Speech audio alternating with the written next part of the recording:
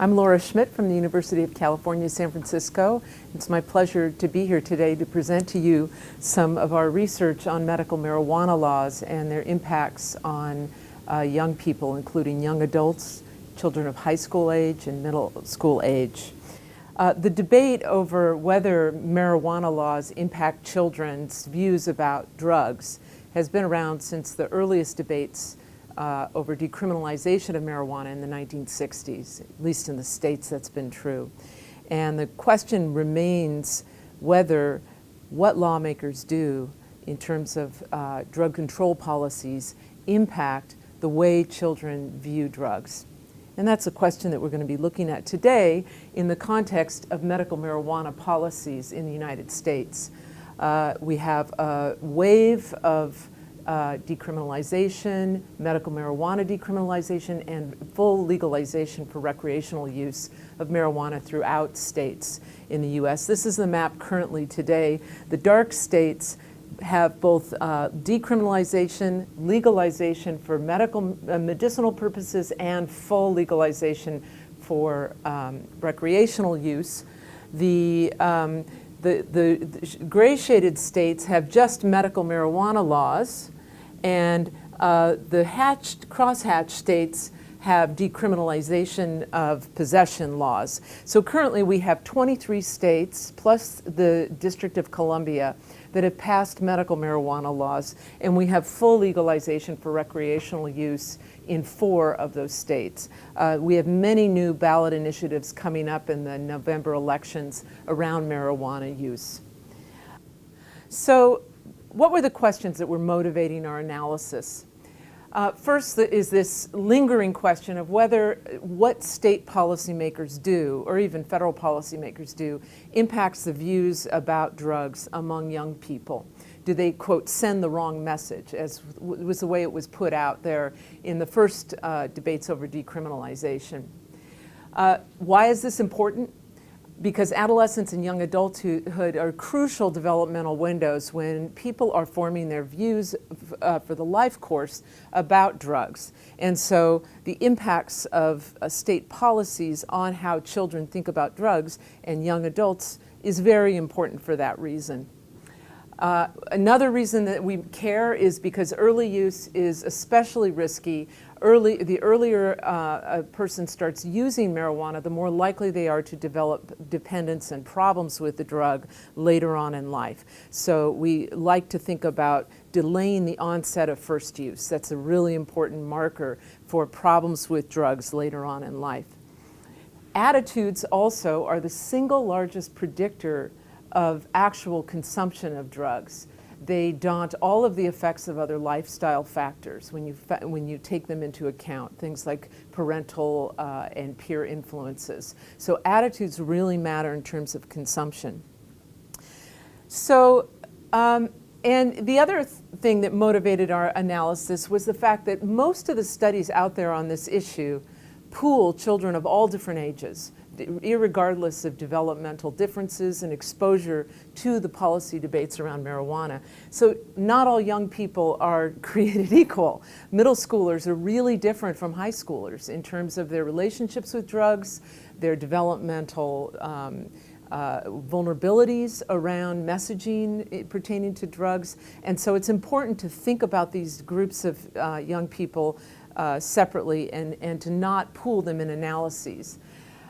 We were also really excited to do this analysis because it's the first of this type that actually looks at the impacts of state medical marijuana laws on individual young people. Most of the studies out there only look at state-level effects on pooled populations at the state level. And the reason this is important is because we can control on individual level differences that we know confound the relationship between exposure to a state medical marijuana law and the individual's views on marijuana.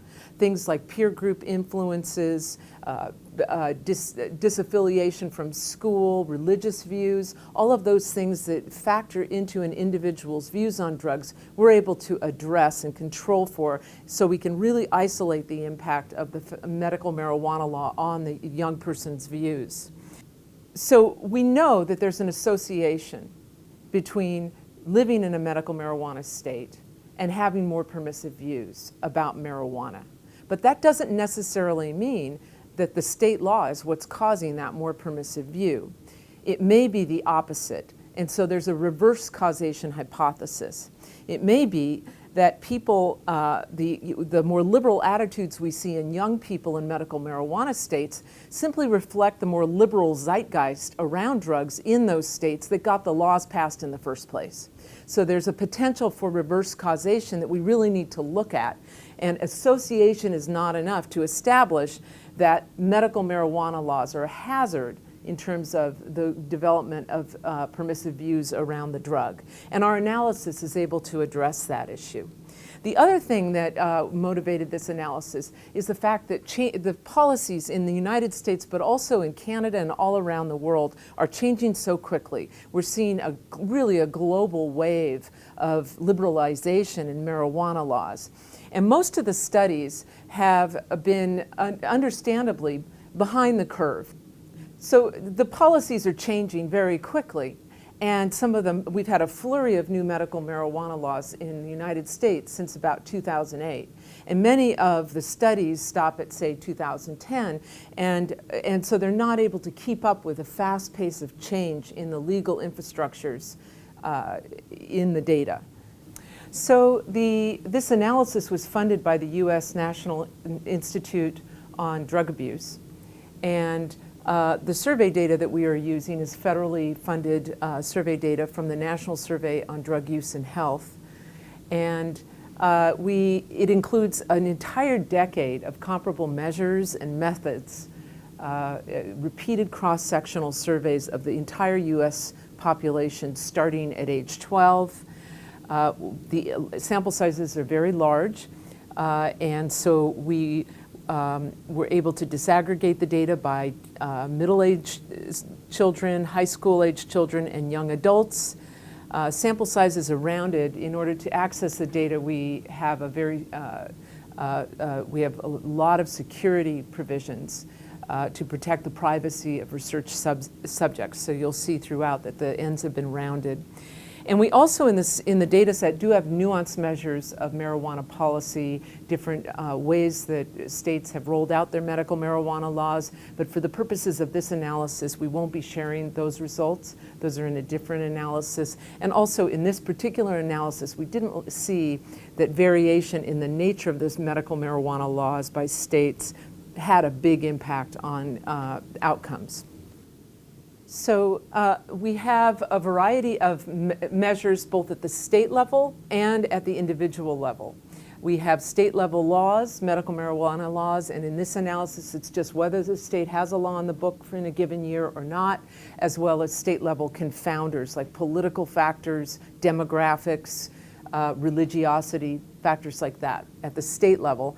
And then we have at the individual level developmentally appropriate controls. So for example, young adults, a strong predictor of less permissive views around drugs is being married and having children. And so factors like that we controlled for at the individual level. So we're sure that we're getting a very clean relationship between the marijuana law at the state level and the individual's attitudes about the drug. And then the data set includes 5 different measures of attitudes towards marijuana, everything from whether people view it as risky to whether it's easy to get, do others in their lives disapprove of their use of the drug. And we've coded these variables all in such a way that we're reflecting a more permissive view towards marijuana. So the analysis is a repeated cross-sectional design over 10 years. So repeated cross-sections of the US population over a decade, starting in 2004 and going up to 2013. And it's a nested analysis, so we're looking at individuals nested within states. And it's a series of regression analyses predicting the 5 different outcomes related to attitudes, controlling on demographics and factors at the state level as well as at the individual level. And importantly, the analysis uses several types of fixed effects modeling, both at the state level and in terms of time trends. And the reason that we do, it's particularly important to be controlling for state level fixed effects. These are factors at the state level that might not have been accounted for in our modeling process, in the state level control variables. And this allows us to rule out the reverse causation hypothesis that I mentioned before. The idea that kids in medical marijuana states might have more permissive views towards the drug because they're reflecting the more liberal zeitgeist in that state around drugs that got those laws passed in the first place. So that would go against the idea that the laws themselves are sending the wrong message to kids or having a causal impact on kids' attitudes. This first slide is showing you, on the one hand, these lines are the proportion of kids, middle school age kids, high school and young adults, who don't feel that using marijuana is a great risk to themselves. This line is showing you the increasing number of states, it's the cumulative number of states that have passed medical marijuana laws over time, starting in the time frame of the study in 2014. And as you can see, there's a pretty good relationship between the two. In 2004, we only had 10 states with medical marijuana laws. By 2013, we had 21 states with these laws. Plus the District of Columbia. Note the age gradient. So this is consistent with our hypothesis. The younger the age group, the less permissive the views are, and that remains consistent over the course of time. And statistically speaking, the most pronounced effects are being seen here in high school age kids. So in 2004, 53% of kids of high school age viewed marijuana as a great risk. By 2013, 71% did. So that's a pretty steep change in attitudes nationally. And also, I want you to note the uptick. So 2009 was kind of a watershed year when the diffusion curve, the diffusion of state marijuana laws really started to take off, and we saw more and more states passing these laws. And it's also where and I'll show in the regression analyses, this is a kind of a turning point where we really start to see big changes in attitudes in kids. So this gives you an example of a kind of analysis modeling process we went through. This is just one of the modeling efforts. The dependent variable, again, is viewing marijuana as not a great risk. And here you're seeing effects for middle school age, high school, and young adult American young people. And first off, I want to just point out how important these individual level controls are. Many of them are statistically significant predictors of whether a kid views pot as being very safe or not. And so this really speaks to the importance of doing these nested analyses where we're nesting individuals within states and not just aggregating everything up to the state level. And we're seeing that kids in medical marijuana states are actually quite different from those in non-medical marijuana states. Things like the kids in medical marijuana states have lower religiosity, they're less likely to be married and have kids. So there's a lot of confounding that's going on here. I want you to also notice the key variable, living in a medical marijuana state, and is it a predictor of a more permissive view on marijuana? And indeed it is, across all three age groups, with the largest effect size in the young adult group. In addition to that, I want you to notice we have controlled here for just time trend fixed effects, not yet state level fixed effects. And I want you to see, here is where we start to see the uptick in kids growing more and more permissive, and young adults more and more permissive about marijuana in general. And so this is suggesting a national trend towards more permissive views about the drug across all 3 age groups. Now, this is just a way of summarizing what we found across all 5 of our outcome measures. Is using marijuana weekly considered a great risk? Using it on a monthly basis? Asking young people, is it easy to get? And for our younger age groups, middle school and high school age, do you think your parents would disapprove if you used it, or would your friends disapprove? And as you can see, there's a pretty strong, there's a significant effect for living in a medical marijuana state across each of these outcome measures. They range in the degree to which living in a medical marijuana state is associated with them. And you can also see that there's a pretty consistent age gradient once again. So this is just the results of a variety of the models that I showed you before, but with using different outcome measures and demonstrating that the findings that we're seeing here are robust across different kinds of measures. Now here's the final set of results I want to share with you. And this is just showing you the regression, the fixed effects results for one set of models. Again, predicting whether weekly use of marijuana is viewed as not a great risk to the young person. And this we've controlled for all of the other things that I showed you in the first model. I'm just showing you the results for the fixed effects and for living in a medical marijuana state.